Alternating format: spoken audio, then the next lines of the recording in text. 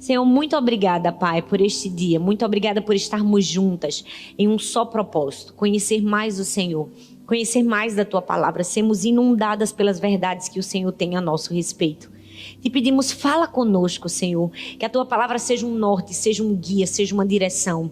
Que em momentos difíceis possamos encontrar alívio e refúgio em Ti. Que em momentos difíceis e de lutas travadas possamos encontrar cura, que possamos encontrar alento, que possamos encontrar direção. Fala conosco, Senhor. Estamos aqui porque Te amamos. É a Tua voz que nós queremos ouvir, é o Senhor que queremos obedecer. Nós Te somos gratas por esse momento. No nome de Jesus, amém, amém e amém. Eu quero deixar uma palavra e falar sobre força em tempos difíceis. Ser uma mulher forte em momentos difíceis. E eu quero começar a perguntar para mim e para você, o que é que você considera um momento difícil? Com certeza, de acordo com as experiências que você tem, você vai poder dizer, pastora, um momento difícil é um momento de enfermidade, ou uma situação financeira difícil, ou uma dúvida, uma incerteza, um tempo de espera, um sofrimento emocional, uma angústia, uma depressão, uma ansiedade. É fato que todos nós passamos por momentos difíceis. Os tempos são difíceis. A própria Bíblia e o Senhor nos advertiu que a gente ia viver tempos difíceis, tempos trabalhosos. Mas que a gente precisava ter o quê? Bom ânimo. A gente nunca pode deixar de ter em mente que existem momentos difíceis e que vamos passar por momentos difíceis, não é? Casamento é difícil, mas o divórcio também é difícil. Ser fitness é difícil, mas a obesidade também é difícil. Se comunicar às vezes com algumas pessoas é difícil, mas não se comunicar também é difícil. A vida da gente, na verdade, é uma escolha do que é difícil. A questão é, escolha o seu difícil. Por quê? Porque a vida nunca vai ser fácil. Aqui no Nordeste, a gente tem um ditado que diz assim, a vida é feito rapadura. É doce, mas não é mole não. Por quê? Porque nós passamos momentos difíceis, vamos enfrentar aflições. Mas eu realmente acredito que em momentos difíceis, Deus é capaz de nos fortalecer. E nós mulheres somos fortes em Deus. Essa mentira de que a mulher é um sexo frágil, de que a mulher é frágil, foi uma mentira contada, inventada pelo diabo para entenebrecer o nosso entendimento a respeito de nós mesmas. O diabo sempre é assim, ele é um mentiroso de natureza.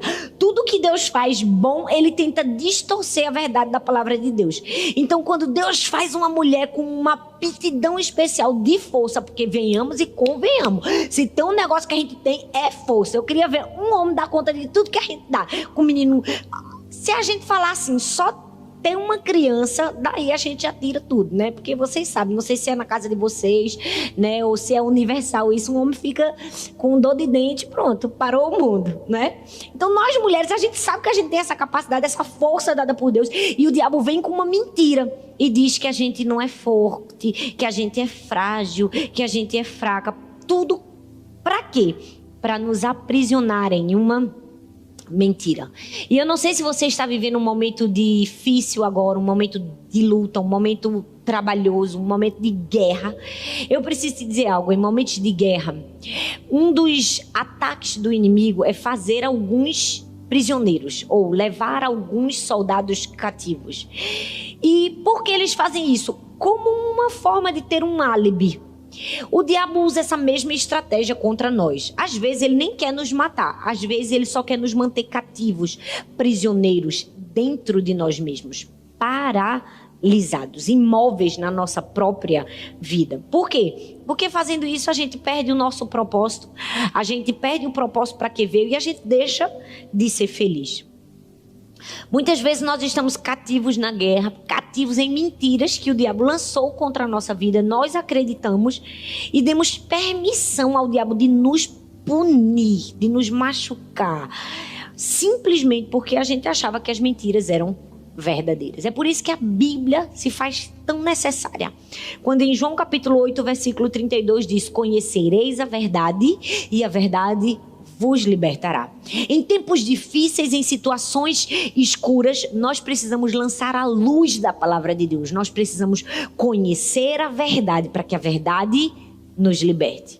A Bíblia diz que o homem foi feito à imagem e à semelhança de Deus. E eu não sei se você sabe, mas a palavra semelhança no original do hebraico vem de uma palavra chamada teslem, que significa projetar uma sombra. Ou seja, nós somos a sombra do nosso Criador. E uma sombra é revelada à medida que nós expomos cada vez mais aquela pessoa o quê? À luz. Então nós precisamos cada dia mais sermos expostos à luz da verdade da palavra de Deus, para que nós possamos ficar o mais próximo possível do nosso formato original, aquilo que Deus nos criou para ser. A gente precisa nos aproximar da luz para descobrir sobre quem Deus é, sobre quem nós somos e sobre qual é o nosso destino. Hoje eu quero compartilhar com você um texto muito especial da palavra de Deus que nos traz algumas lições sobre como enfrentar momentos difíceis e ser fortalecido em situações como essa. Isaías capítulo 6, do verso 1 ao verso 8. Se você tem a sua Bíblia, você pode abrir. Diz assim: no ano em que o rei Uzias morreu, eu vi o Senhor assentado num trono alto e exaltado, e a aba de suas vestes enchia o templo. Acima dele estavam serafins. Cada um deles tinha 6 asas. Com 2 cobriam o rosto, com 2 cobriam os pés, e com 2 voavam. E proclamavam uns aos outros: Santo, Santo, Santo é o Senhor dos exércitos. A terra inteira está cheia da sua glória. Ao som das suas vozes, os batentes das portas tremeram e o templo ficou cheio de fumaça. Então gritei: ai de mim, estou perdido, pois sou um homem de lábios impuros e vivo no meio de um povo de lábios impuros. E os meus olhos viram o Rei, o Senhor dos exércitos. Então um dos serafins voou até mim, trazendo uma brasa viva que tinha tirado do altar com uma tenaz. Com ela tocou a minha boca e disse: veja, isto tocou os teus lábios, por isso a sua culpa será removida e o seu pecado será perdoado. Então ouvi a voz do Senhor conclamando, dizendo: quem enviarei? Quem há de ir por nós? E eu respondi: eis-me aqui, envia-me. Esse texto de Isaías, eu quero trazer você para um entendimento do que estava acontecendo nesse momento.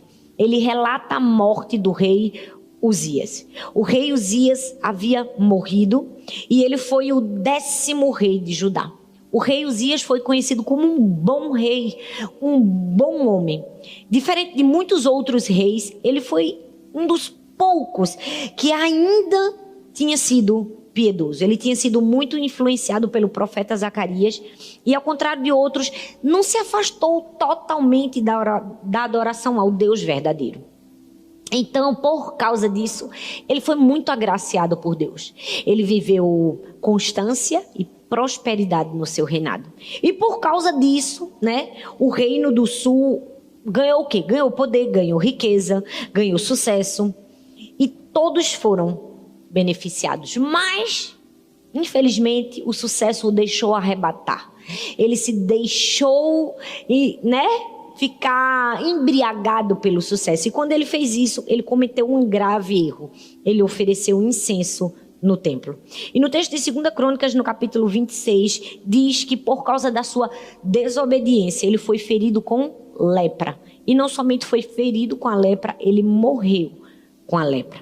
Então, esse é o texto que mostra exatamente o momento em que ele morre, mesmo tendo reinado por 52 anos. Então é um marco na história. É como se um tempo de paz, de prosperidade, de abundância, de riqueza, de sucesso estivesse acabando e estivesse nascendo um tempo de incerteza, de dúvida. E agora? O que é que vai acontecer daqui por diante? Esse momento de instabilidade aparece. E Isaías, que antes tinha a sua atenção totalmente focada em Uzias, agora percebe que ele está morto e que não tem mais nada o que fazer. Às vezes, tempos difíceis vão chegar na nossa vida só para redirecionar a nossa atenção. Eu acredito que a atenção do profeta estava no reinado de Uzias. E aí, quando tudo aquilo desmorona, é como se ele redirecionasse a sua atenção a quem ele nunca deveria ter perdido o foco, o próprio Deus. Às vezes nós perdemos o foco e colocamos a nossa motivação ou o nosso olhar em coisas, em pessoas, em situações, em circunstâncias. E sabe, Deus não vende o lugar dele com ninguém. Deus não troca a sua posição. Deus não se deixa ser colocado em segundo plano. Ele não aceita concorrência. E às vezes nós passamos situações difíceis simplesmente para redirecionar a nossa atenção para onde deve estar. Então acontece meio que uma parada na vida do profeta Isaías e ele começa a ver e a sentir coisas que ele precisava ver e sentir em momentos difíceis. Tempos difíceis existem para mim, para você, para qualquer ser humano, seja quem ele for, pode ser a Rainha Elizabeth, vão acontecer. Qual é a diferença do que acontece comigo, com outra pessoa, com você? O que é que diferencia pessoas em tempos difíceis? É que esses tempos difíceis, eles podem ou nos equipar ou nos destruir, a depender da maneira como nós enxergamos os tempos difíceis e a maneira como nós respondemos aos tempos difíceis. É por isso que a gente nunca deve se ater. Vivendo um momento de luta, estou na prova. Não, a gente tem que se ater a como eu vou enxergar esse momento de luta e como eu vou responder esse momento de luta. O mais importante é a resposta que eu dou, não é a pergunta que eu faço. É como eu reajo em situações difíceis. E hoje nós vamos aprender na vida do profeta Isaías como reagir em momentos difíceis. O que precisamos vencer em tempos difíceis? Como precisamos agir? E a primeira lição que o texto nos dá é que nós precisamos ver o que Isaías viu. Em momentos difíceis, você precisa selecionar aquilo que você vai enxergar. O texto diz em Isaías capítulo 6, do verso 1 ao 4, que Isaías viu. Sabe, todos nós em momentos difíceis vamos fazer uma seleção daquilo que nós estamos enxergando.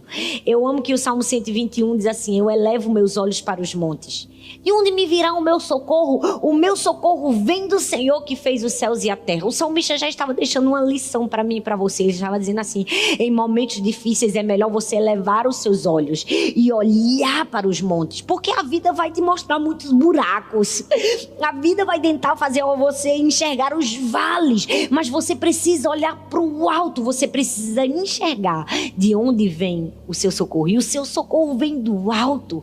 O seu socorro vem de quem fez os céus e a terra. Nós precisamos ter uma visão clara de quem Deus é, para que possamos enfrentar adversidades. E é claro que o texto aqui fala de uma visão realmente sobrenatural, né? Esse texto que fala dos anjos e de tudo que aconteceu, que com certeza vocês já leu, fala de uma visão sobrenatural que Isaías teve. Mas a visão sobrenatural de Isaías pode ser trazida para o natural, para a minha vida e para a sua vida, e nos trazer uma lição preciosa. O que foi que Isaías viu, pastora? Ele viu a posição de Deus. Se você é daquelas que gosta de anotar, anota aí. Você precisa ver o que Isaías viu. Isaías viu o quê? Isaías viu a posição de Deus. Isaías 6, capítulo 6, versículo 1 diz assim: no ano em que o rei Uzias morreu, eu vi o Senhor. Aonde? Assentado num alto e exaltado. E a aba de suas vestes enchia o templo. Meu Deus, o que foi que Isaías viu? Isaías viu a posição de Deus. Viu a soberania de Deus. Era como se fosse Deus dizendo para Isaías: um rei terreno morreu, mas eu permaneço no meu trono. Eu permaneço exaltado. As coisas podem estar difíceis para você, Isaías. Você pode estar num momento de luto, de desespero e de desolação, mas eu não me movo da minha posição. Eu continuo assentado sobre o trono. Eu tenho domínio e controle sobre todas as coisas e nada saiu do meu controle. O que é que a gente precisa saber, pastor, em tempos difíceis? Que Deus continua sentado no trono. O que é que nós precisamos enxergar? Enxergar a posição de Deus. Que Deus não se deixou abater. Deus não perdeu. Porque nós estamos numa guerra sendo atacados, não significa que o general morreu. De maneira nenhuma nós precisamos olhar para a liderança da guerra. E quem tem a liderança da guerra na nossa vida é Deus. Deus nunca perde uma batalha. Por quê? Porque Ele está assentado acima de toda e qualquer circunstância. Nenhuma tragédia, nada pode abalar quem Deus é ou mudar os seus planos.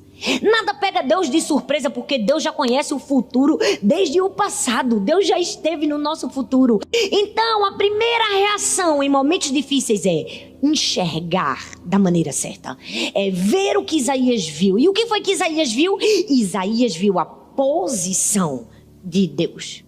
Sabe, eu amo uma história que na verdade é uma história verídica, uma história verdadeira, que conta a história de uma mulher bem pobrezinha, que estava passando fome, muita necessidade.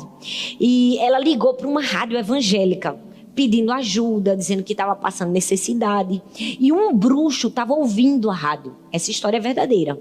E ele, ouvindo aquela rádio, ligou para a rádio, pediu o endereço da mulher. E quis, fazer um susto àquela mulher, pregar uma peça nela. Fez uma feira gigantesca. Comprou de tudo, do bom e do melhor.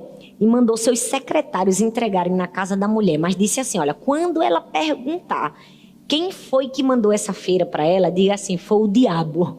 Ele só queria ver como seria a reação daquela mulher. Ele queria assustar aquela irmã. Ele queria botar medo nela. E os secretários fizeram o que deveria ser feito. Foram lá, compraram a feira, levaram para casa da mulher, trouxeram a mulher naquela alegria quando viu aquela abundância de comida, foi pegando a comida, foi guardando, foi botando nos armários, foi botando na geladeira. E aquela festa, os secretários do bruxo foram percebendo que ela não estava perguntando quem tinha dado a feira. Aí eles disseram assim, a senhora não quer saber quem enviou essa feira para a senhora? Aí ela olhou para aqueles rapazes e disse assim, não, eu não preciso não. Quando Deus quer, até o diabo obedece. E na vida da gente também é assim. Deus nunca perde a soberania. Quando Deus quer fazer alguma coisa, até Satanás tem que obedecer à ordem de Deus. A posição de Deus é maior do que qualquer outra coisa. E talvez você ou eu estejamos adorando um Deus apequenado, um Deus anêmico, raquítico, fraco. Por quê? Porque não tivemos ainda a visão de Deus. A visão de quem é Deus, a visão da posição de Deus, a visão de alguém que está inabalavelmente reinando no seu trono. Assim como Isaías teve uma visão, eu e você precisamos ter uma visão real da posição de Deus em momentos difíceis. A gente precisa pensar como essa senhorinha. Eu não quero saber. Satanás pode até ter feito isso contra mim, mas eu entendo que tudo é sob o controle do meu Deus poderoso. Sabe, Satanás está pensando que fez isso para me abalar. Nada, foi Deus mesmo que permitiu. Deus mesmo que ordenou que ele usasse tudo isso apenas para me abençoar. Deus é soberano, Ele tem um controle de toda a sua criação. Eu amo que Deus, Ele não tem o controle simplesmente de um país, de uma nação, de uma cidade, de um bairro. Deus não tem um controle somente de um planeta. Deus tem um controle de todo o universo sobre as suas mãos. Tudo está sobre a direção, o comando de Deus. Nada acontece sem que seja mandado diretamente por Deus ou que tenha sido autorizado conscientemente por Deus. Porque Deus não perdeu o controle. Deus ainda está sentado no seu trono. Mas eu sei, porque eu também já vivi e vivo experiências difíceis na vida.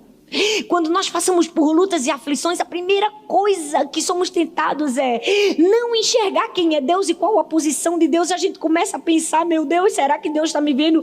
Meu Deus, por que isso tudo está acontecendo? Será que Deus não vai fazer alguma coisa? Ou será que Deus tem poder realmente de mudar essa circunstância? Porque aqui agora só algo sobrenatural. Nós apequenamos Deus.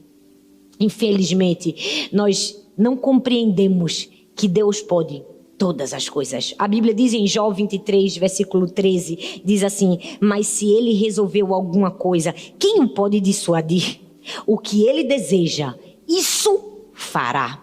Jó 42, versículo 2 diz assim: bem sei que tudo podes e que nenhum dos teus planos pode ser frustrado. Sabe, quando tempos difíceis chegam na nossa vida, eles não anulam o poder de Deus. Eles não anulam a posição de Deus. Deus ainda tem todo o poder. Ele ainda está sentado no seu trono. E aquilo que Isaías enxergou, eu e você precisamos enxergar. É claro que, infelizmente, por não enxergarmos, muitas pessoas acham o quê? Não vou fazer nada. O que Deus faz, eu não faço. Sabe, isso não nos isenta de fazer a nossa parte. José passou por momentos difíceis, mentira, tentativa de morte, prisão. E mesmo assim, ele foi o quê? Foi um bom funcionário, um bom servo, um homem íntegro, um homem leal. Ele não anulou as suas responsabilidades. Por quê? Porque a soberania e a posição de Deus não anula a nossa responsabilidade. Mas em momentos difíceis, nós precisamos enxergar. Enxergar o que Isaías enxergou. Enxergar o quê? Enxergar a posição de Deus. Mas não somente a posição, nós precisamos enxergar a personalidade de Deus. O texto continua, e o verso 2 e o verso 3 diz assim: acima deles estavam serafins, cada um deles tinha 6 asas. Com 2 cobriam o rosto, com 2 cobriam os pés e com 2 voavam. E proclamavam uns aos outros: Santo, Santo, Santo é o Senhor dos exércitos. A terra inteira está cheia da sua glória. Eu amo que os anjos, gente, aquelas criaturas celestiais que não têm pecado, eles têm uma dimensão tão profunda de quem Deus é e da personalidade de Deus, que é capaz de fazer eles ficarem o tempo todo dizendo: Santo, Santo, Santo, Santo, Santo é o Senhor Deus dos exércitos. Se os anjos têm essa dimensão de quem Deus é, nós também precisamos. E Isaías enxergou isso. Era como se Deus estivesse fazendo Isaías ver: o Uzias foi um bom rei? Foi. Mas quem é santo? É o Senhor. Quem é o digno de toda honra, de toda glória e de todo louvor? É o Senhor. Quando nós estivermos em momentos difíceis, precisamos enxergar a posição de Deus. Nada abala Deus, nada muda quem Ele é. Nada tira a força de Deus. Deus não é pego de surpresa. E Ele pode fazer todas as coisas, porque quem reina é Ele. Mas não somente isso, a gente precisa olhar para a personalidade de Deus. A gente precisa enxergar Deus como um Deus santo, um Deus puro, um Deus maravilhoso, um Deus bom.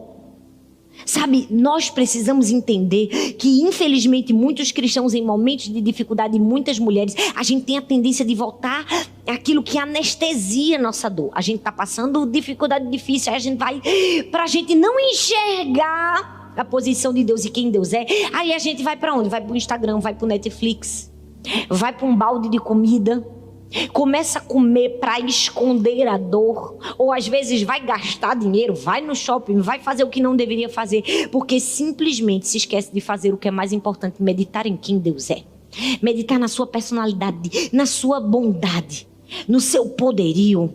A Bíblia diz em Tiago capítulo 1, versículo 17: toda boa dádiva e todo dom perfeito vem do alto, descendo do Pai das luzes, que não muda com sombras inconstantes. Gente, Deus é bom. A gente precisa falar isso 10 vezes. Não é para convencer os outros, é para nos convencer. O problema é que a gente ouve o tempo todo: Deus é bom, Deus é bom, Deus é bom. E na hora da adversidade a gente se esquece que Deus é bom, porque a gente se esquece de olhar para quem Deus é. Olha para a personalidade dele, para o caráter dele. E Deus é bom. Ele cuida de todas as coisas. Ele é santo, Ele é justo, Ele é íntegro. Nada está oculto de Deus. Nem a nossa dor, nem a nossa perda, nem a nossa frustração, nem a nossa ausência, nem nada disso. Quando você estiver muito desesperada e cansada de tudo que você estiver vivendo, olhe para Cristo. Tenha a sua visão de quem Deus é. Tenha a sua visão da posição inabalável de Deus. Enxergue isso, mas não somente enxergue isso, enxergue a presença de Deus. O que foi que Isaías viu além da posição e da personalidade? Ele viu a presença. Isaías 6, versículo 4 diz: ao som das suas vozes, os batentes das portas tremeram e o templo ficou cheio de fumaça. Sabe, se encher da fumaça naquele tempo era o símbolo da presença de Deus. E o texto não diz que teve pouca fumaça ou que teve fumaça suficiente. Diz que o templo estava cheio de fumaça, ou seja, estava cheio da presença de Deus. Meu Deus, era como se Deus estivesse dando um fora gospel. Um fora gospel no profeta, dizendo assim: Isaías, por que você está com medo? Porque um homem morreu. Quando este lugar está cheio da minha presença e a minha presença que te basta. Eu não sei quem foi o Uzias na sua vida que morreu. Aquela pessoa que você se apoiava. Eu não sei qual foi a perda ou a frustração que você teve. Deus está olhando para você hoje dizendo: o templo permanece cheio de fumaça. Eu continuo aqui. Você não está sozinha. Minha presença te basta. O problema é que em momentos de dificuldades a gente tem a tendência de olhar para os Uzias que morreu sem enxergar a fumaça que está tão próxima de nós. A presença do próprio Deus nos afagando e dizendo: eu estou aqui, eu nunca vou te deixar, eu nunca vou te abandonar. Enxergue o que Isaías enxergou, enxergue a presença de Deus. Mas infelizmente não conseguimos enxergar Deus em momentos difíceis, porque o diabo faz de tudo para não enxergarmos. O diabo joga suas mentiras, porque quando a gente está numa situação difícil, cadê Deus? Ele não é teu pai? Cadê um pai que ama, te deixou sozinho, abandonado? Por quê? Porque um dos trabalhos principais do diabo é brotar no nosso coração um sentimento de orfandade, um sentimento de desamparo, como se nós não tivéssemos a Deus em momentos difíceis. Mas eu preciso te dizer, você precisa combater as vozes do inimigo e enxergar a presença de Deus em toda e qualquer circunstância. A fumaça dele está lá, a presença dele nunca vai embora. A Bíblia diz que o fogo está sempre sobre o altar. O fogo era o símbolo da presença de Deus. Era como se Deus dissesse assim: faça chuva ou faça sol, eu estou aqui. Agora você, meu filho, traga lenha todos os dias ao altar. Ou seja, enxergue a minha presença, busque a minha presença. Mas nós, infelizmente, como seres humanos falhos que somos, o que é que a gente faz? A gente tenta dar características humanas para um Deus sobre-humano. A gente dá características do homem que falha com a gente, que vai embora, que abandona, que frustra, que nega. E a gente transfere isso para Deus. E sem querer, todo o nosso sofrimento gira em torno disso e a gente ainda não percebeu. Às vezes foi um marido que abandonou. Foi o nosso marido, ou talvez o pai do seu filho que deixou seu filho, não quis saber, ou o seu próprio pai. E você trouxe para si esse sentimento de abandono, de rejeição e transferiu isso para Deus. Mas Deus estava dizendo: a minha presença não vai embora. Mateus 28, versículo 20, a parte B diz assim: eu estarei sempre com vocês até o fim dos séculos. Sempre estarei com você. Eu amo o texto que diz assim: nunca te abandonarei, jamais te deixarei. É como se Deus estivesse dizendo: nunca, jamais. Eu falo várias vezes isso para você saber que pode qualquer pessoa deixar você, qualquer pessoa abandonar, minha presença nunca vai te deixar. Em situações difíceis você tem a presença de Deus. O que você precisa enxergar? Enxergar o que Isaías viu. Isaías viu a posição de Deus, viu a personalidade de Deus e viu a presença de Deus. Enxergar Deus em situações difíceis vai nos ajudar a permanecer, vai nos ajudar a continuar. Nós precisamos nos lembrar que muitos homens e mulheres não foram livres de tempos difíceis, não foram isentos de momentos difíceis, muito pelo contrário, eles foram honrados por causa de momentos difíceis. Eles não foram: vou livrar você, tudo na sua vida vai ser bom, meu filho. Não, com Deus não é assim, nem comigo, nem com você. Nós vamos passar de momentos difíceis, mas a depender da maneira como nós reagimos, nós vamos ser honrados em momentos difíceis. A Bíblia está recheada de exemplos. Sadraque, Mesaque e Abednego, lançado numa fornalha de fogo ardente. Eles foram isentos da fornalha? Não foram. Mas, a Bíblia diz que eles saíram de lá sem sequer cheiro de fumaça.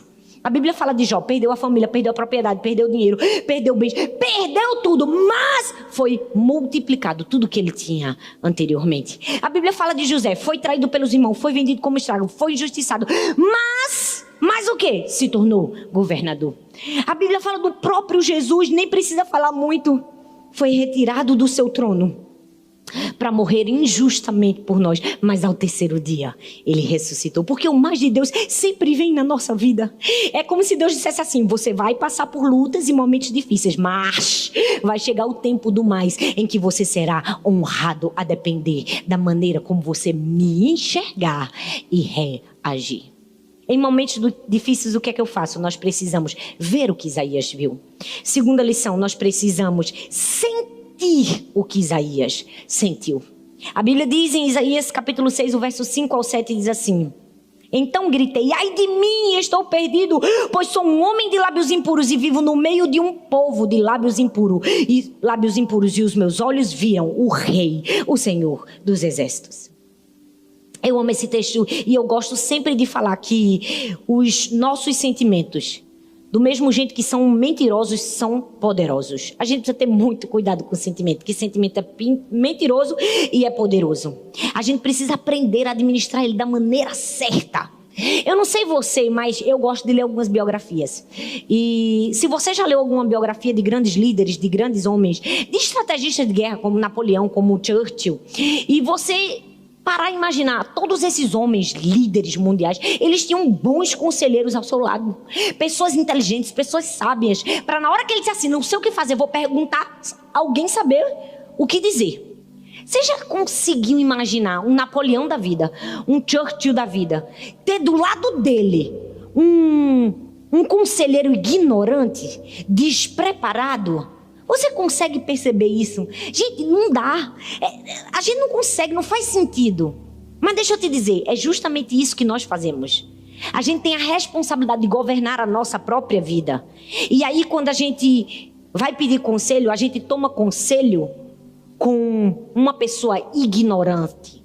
Uma pessoa que não tem a resposta sábia. O quê? Os nossos sentimentos. Você já percebeu quantas vezes nós nos aconselhamos com os nossos sentimentos? Como nós estamos nos sentindo... Ah, hoje eu não estou bem porque eu estou me sentindo triste. Se aconselhou com sentimento. Ah, hoje eu não estou bem porque eu não estou sentindo vontade de perdoar. Se aconselhou com sentimento. Nós fazemos isso o tempo todo. A gente consulta o sentimento e acredita no sentimento. E sentimento, gente, ele nem é bom nem ruim. O sentimento existe só para fazer a gente enxergar como a gente está, não para governar a nossa vida. O problema é que a gente deixa o sentimento governar, ao invés de deixar o sentimento só ditar como nós estamos. E a partir dali tomarmos uma decisão. O que é que o texto nos mostra quando fala de Isaías? Fala que Isaías enxergou a sua condição. Foi como se Deus tivesse aberto os olhos dele e tivesse dito: Isaías, você precisa enxergar, viu?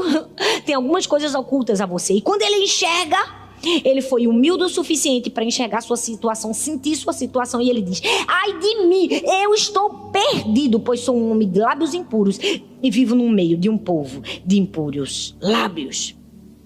O que foi que Isaías pensou? Meu Deus, eu realmente não sei o que fazer. Diante da presença gloriosa de Deus, nós somos confrontados com a nossa pequenez, muitas vezes, a pequenez dos nossos sentimentos, a pequenez das nossas vontades. E eu acredito realmente que alguns momentos difíceis na nossa vida vêm para aumentar o nosso nível de dependência de Deus. Para que a gente saiba o quanto que a gente precisa de Deus. Eu sempre brinco, Deus deixa a gente com os defeitos de propósito, só para a gente saber que a gente precisa dele. Porque se a gente fosse perfeito, do jeito que a gente gostaria de ser, a gente não precisaria de um Salvador. Seria inútil o sacrifício de Jesus na cruz. Mas tudo que nós somos e tudo que nós vivemos e todas as nossas falhas de caráter nos fazem depender de Cristo.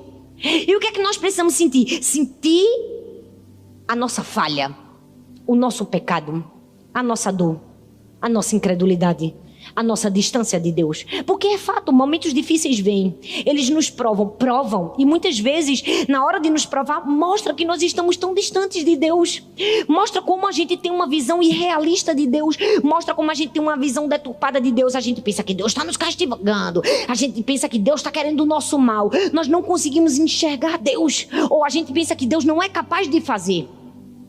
E aí nós somos confrontados com o nosso pecado. E nesses momentos a gente precisa sentir o nosso erro. Foi o que Isaías sentiu. O que é que a gente faz, pastor? A gente sente o que Isaías sentiu. Eu amo que Isaías disse assim: ai de mim. Ele não disse assim: ai do meu vizinho. Ele disse: ai de mim. Ele gritou: ai de mim, Senhor. Porque enquanto não formos capazes de enxergar as fraquezas e as falhas do nosso próprio caráter, não seremos limpos, não seremos purificados. Porque quando Isaías diz: ai de mim, sou eu que preciso, a partir desse momento que ele sentiu a dor do seu pecado e a sua fraqueza, ele foi purificado pelo Senhor. Por que a gente às vezes não é purificada? Por que a gente ainda não chega no fim, no processo de cura? Por que a gente não recebe a cura completa? Por quê? Porque a gente tá: ai do meu agressor, ai de Satanás, ai da pessoa que me caluniou, ai da pessoa que falou mal de mim, ai de fulano, eu não merecia. quando na verdade nós precisamos enxergar e sentir a condição do nosso pecado. Ai de mim que fui tão incrédula.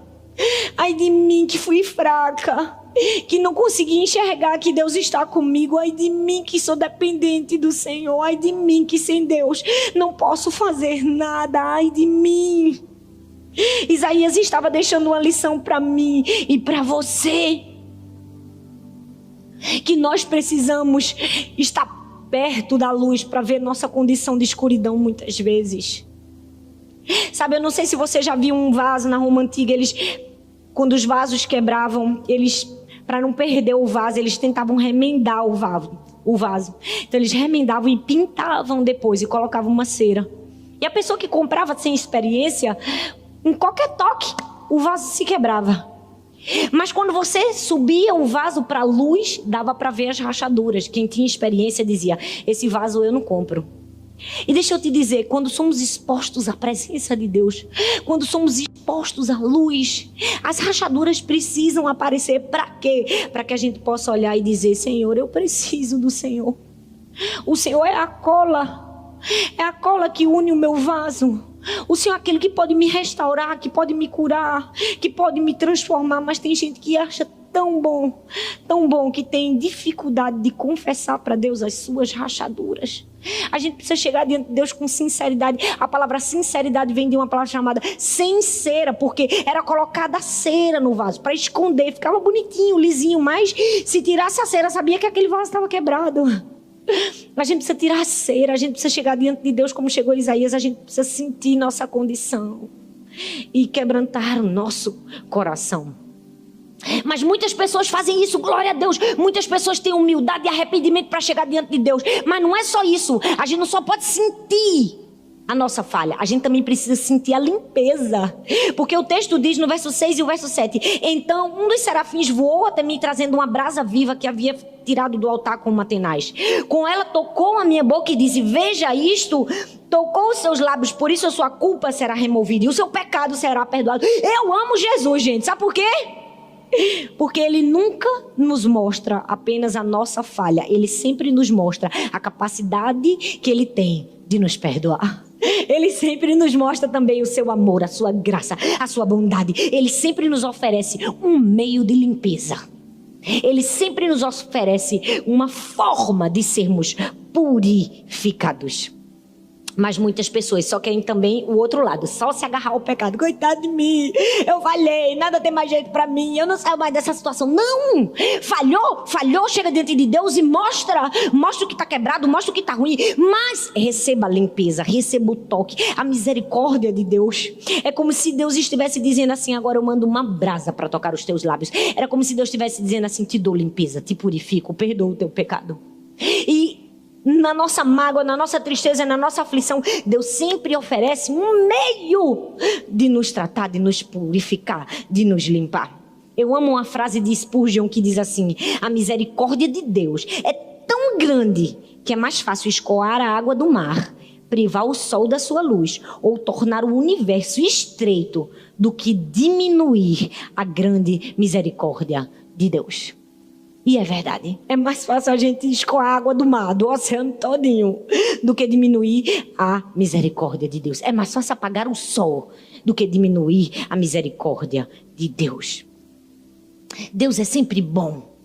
Ele deseja encontrar em nós um coração quebrantado, mas acima de tudo, Ele deseja nos oferecer o toque dEle.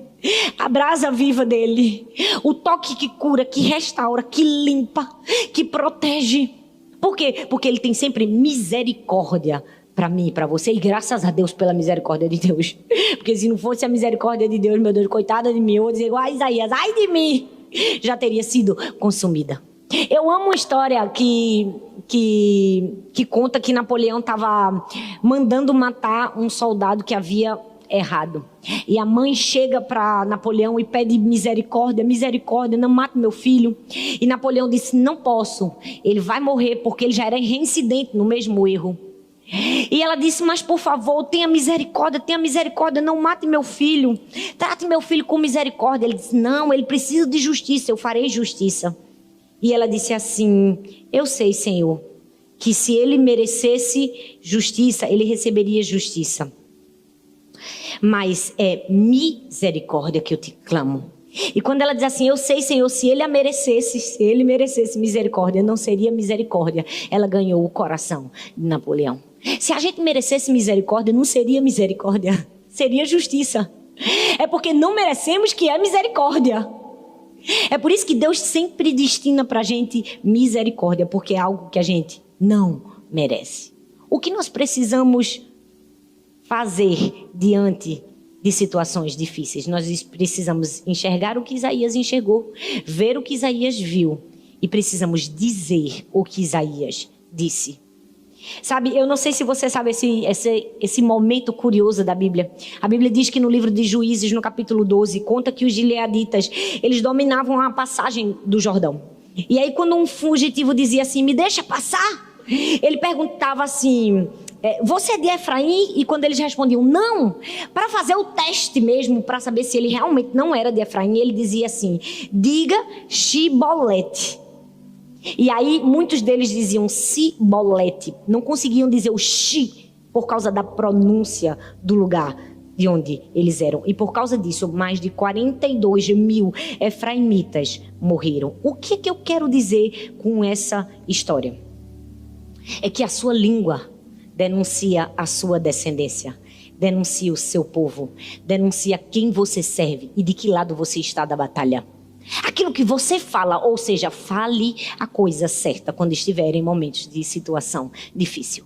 A sua língua vai denunciar em quem você acredita, de que lado você está da batalha, quem você é.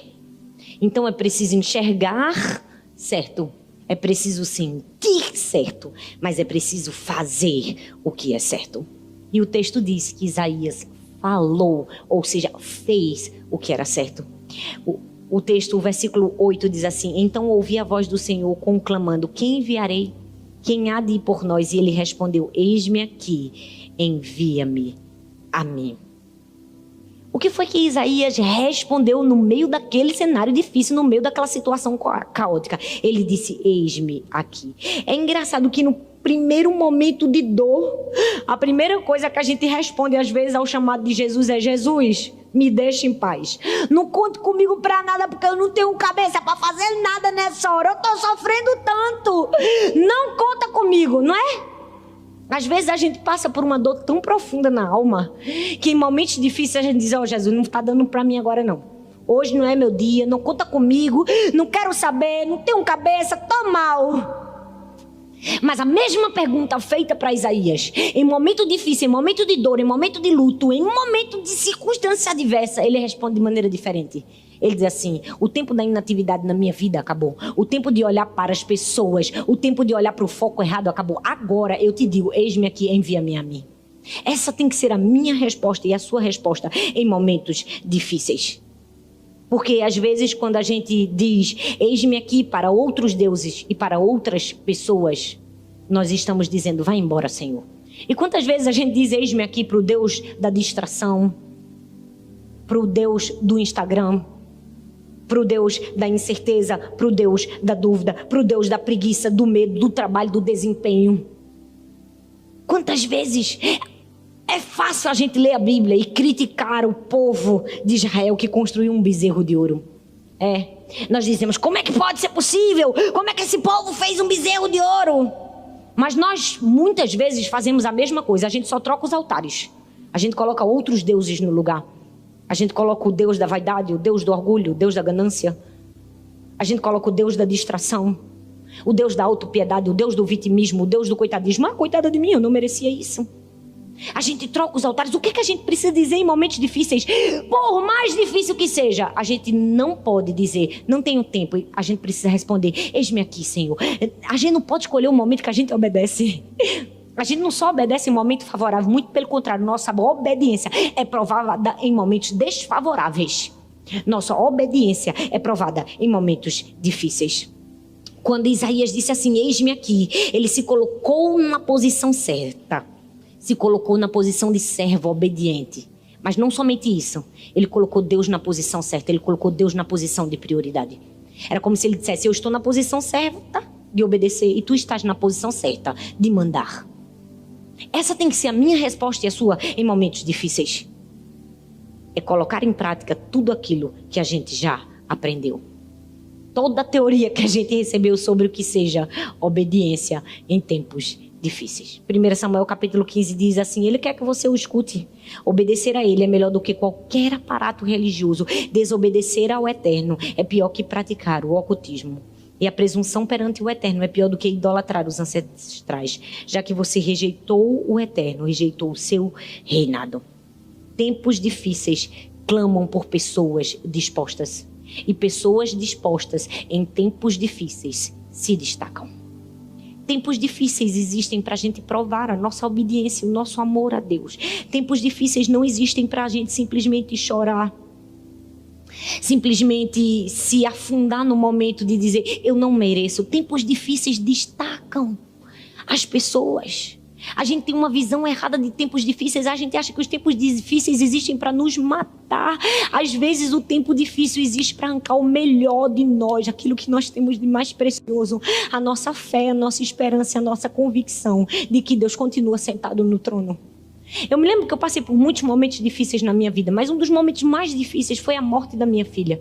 E em momentos difíceis, nem sempre as coisas boas ao redor vão nos fazer acalmar aquele momento difícil. Pelo contrário, parece que uma coisa ruim chama outra coisa ruim. E naquele momento mais difícil, de dor e de sofrimento, de morte, ainda existia quem dissesse assim, isso aí foi pecado, com certeza ela deve estar com algum pecado oculto, para essas coisas todas ruins acontecer com ela. Eu preciso te dizer, cuidado. Nem dê ouvidos às vozes mentirosas do diabo quando você estiver passando momentos difíceis. Nem seja você a voz mentirosa do diabo para a vida de outras pessoas. A não ser que você queira sentar no trono de Deus e se achar tão parecida e tão perfeita que você se ache no direito de julgar a situação difícil e a limpeza de alguém. Nós precisamos de entender, circunstâncias difíceis existem na nossa vida para provar nosso amor, nossa obediência, nossa fé e aonde nós vamos. Não olhe para essa dor e essa aflição como você está olhando. Por mais que eu saiba que é difícil.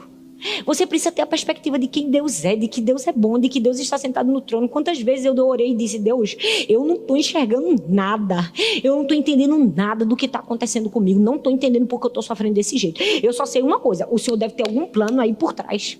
Porque Romanos nos diz, todas as coisas cooperam para o bem daqueles que amam a Deus. Então eu prefiro acreditar na tua palavra, de que isso aqui vai cooperar para mim, para o meu bem de alguma forma, mesmo que seja muito difícil acreditar, porque é difícil. É difícil acreditar quando coisas ruins estão acontecendo com a gente. Mas mesmo que seja difícil, prefira acreditar na palavra de Deus. Muitas vozes vão vir ao seu redor. Prefira ouvir a voz certa. Prefira ouvir a voz de Deus. Uma vez eu li que o diabo tem duas mentiras pra gente. A mentira do para sempre e a mentira do nunca. O diabo sempre vai nos oferecer a mentira do para sempre e do nunca. Quando coisas positivas estiverem acontecendo ou precisarem acontecer na nossa vida, ele vai dizer, nunca vai acontecer. E quando coisas negativas estiverem acontecendo na nossa vida, ele sempre vai dizer, para sempre vão acontecer. O que é que nós precisamos ouvir? Ouvir a verdade da palavra de Deus. Porque o diabo trabalha para distorcer aquilo que Deus diz. Mas Deus nos assegura que Ele está nos levando para um lugar de descanso, um destino seguro. Ele não diz que no meio do caminho vai ser só flores e que a gente não vai enfrentar tempestades, porque a gente aqui não está numa viagem de cruzeiro. Era bom, né? Que a vida fosse uma viagem do cruzeiro, porque no cruzeiro só tem coisa boa. Gente, eu já fiz um cruzeiro, é bom. A gente só come, é tanta comida, e é brincadeira, e é tudo que é bom. Mas a gente não tá. A vida não é uma viagem de cruzeiro. A vida é uma viagem de navio. A gente pode passar tempestades e pode estar dentro de um navio de guerra. Porque é isso, é um navio de guerra. Nós estamos conquistando pessoas para Jesus, mas a gente precisa terminar esse percurso e poder dizer, como disse o apóstolo Paulo, ele disse assim, eu combati o bom combate, completei a carreira e guardei a fé. Ele diz assim, desde agora a coroa da justiça me está guardada. eu preciso te dizer, não existe nenhuma tempestade que dure para sempre. E se você combater a tempestade, ou seja, combater o dia mau da maneira certa e completar a sua carreira, uma coroa de justiça está guardada e preparada para mim e para você. Lembra do mais que eu falei? A gente pode perder como Jó perdeu, mas recebeu restituição. A gente pode sofrer injustiça como José sofreu, mas recebeu o governo. A gente pode passar por muitas situações difíceis, mas tem sempre um final feliz preparado para nós. Como ter forças em momentos difíceis? Enxergando o que Isaías viu: soberania, poder, posição, personalidade, presença de Deus. Mas não somente enxergando, sentindo o que Isaías sentiu. Sentir a condição do seu pecado, mas também sentir a limpeza e o perdão dado por Deus. E por fim, dizendo o que Isaías disse, respondendo da maneira certa em momentos difíceis. E ao invés de reclamarmos, dizermos: eis-me aqui, Senhor. Eis-me aqui, estou pronta para cumprir o teu chamado e o teu ide. Você pode, onde você está, fechar os seus olhos, colocar a mão no seu coração. Pai, muito obrigada por essa palavra. É a tua palavra que nos transforma. É a tua palavra que nos guia, que nos direciona, que nos mostra a verdade. Eu oro agora por cada pessoa que nesse momento está ouvindo essa palavra. Eu oro por cada pessoa que está vivendo um momento difícil, enfrentando uma circunstância, uma tempestade, uma luta, uma guerra.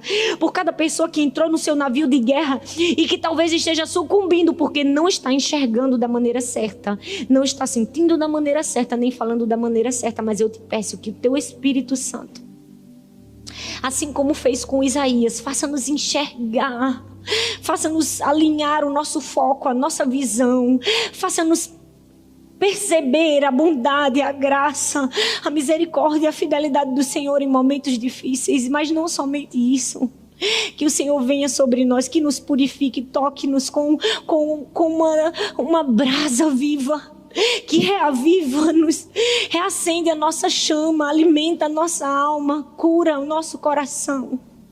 E que nós possamos estar prontos para diante de qualquer circunstância ou adversidade, responder da maneira certa e poder dizer: eis-me aqui, Senhor, eis-me aqui. Eu continuo confiando em Ti, confiando no Teu chamado e respondendo de maneira positiva aquilo que o Senhor está me convidando. No nome de Jesus, que eu possa terminar e poder dizer, como disse o apóstolo Paulo: eu combati o bom combate, completei a carreira e guardei a fé, no nome de Jesus. Amém, amém e amém. Amém? Deus te abençoe. Um grande beijo, fica na paz. Oi, eu estou muito feliz que você tenha chegado até aqui. Obrigada por assistir até o fim essa mensagem. Eu espero que ela tenha sido uma bênção na sua vida. Eu tenho mais um convite para você. Compartilhe essa palavra com outras pessoas e que ela também seja vida e encorajamento para outras pessoas.